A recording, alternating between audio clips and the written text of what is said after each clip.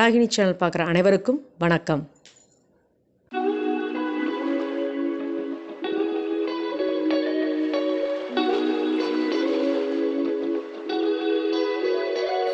மணத்தக்காளி கீரை துவையல் எப்படி பண்ணுறதுன்னு பார்க்கலாம். அதுக்கு தேவையான பொருள்: மணத்தக்காளி கீரை 1 கப் எடுத்திருக்கேன், தேவையான உப்பு, காரத்துக்கு வரமிளகா 4 குடம்புளி 2, கொஞ்சோண்டு பெருங்காயம், 1 டேபிள் ஸ்பூன் உளுத்தம் பருப்பு, கருப்பு உளுத்தம் பருப்பு தான் நான் யூஸ் பண்ணுவேன், அதனால் 1 டேபிள் ஸ்பூன் கடலப்பருப்பு, தேவையான அளவு தேங்காய்.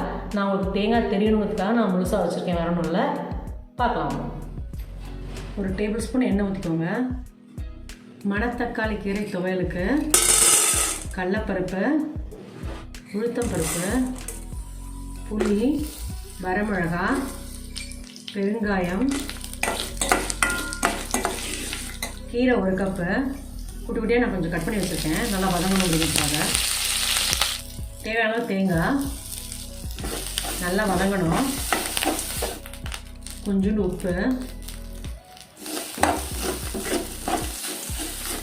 தேங்காய் அந்த பச்சை வாசனை போகிற வரைக்கும் தேங்காய் நல்லா வதங்கணும். இது அப்படியே மிக்சியில் அரைக்க வேண்டியதான், சூடு ஆறினப்புறம்.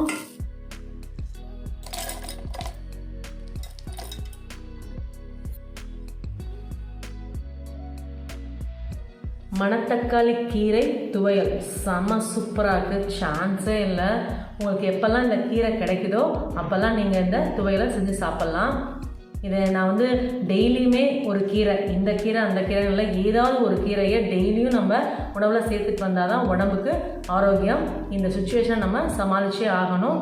அதுக்காக தான் இவ்வளவும். டெய்லி என்னோடய வீடியோ 2:15 வரும், கண்டிப்பாக பாருங்கள். பிடிச்சிருந்தது அப்படின்னா உங்கள் ஃப்ரெண்ட்ஸுக்கு, ரிலேட்டிவ்ஸ்க்கு ஷேர் பண்ணுங்கள்.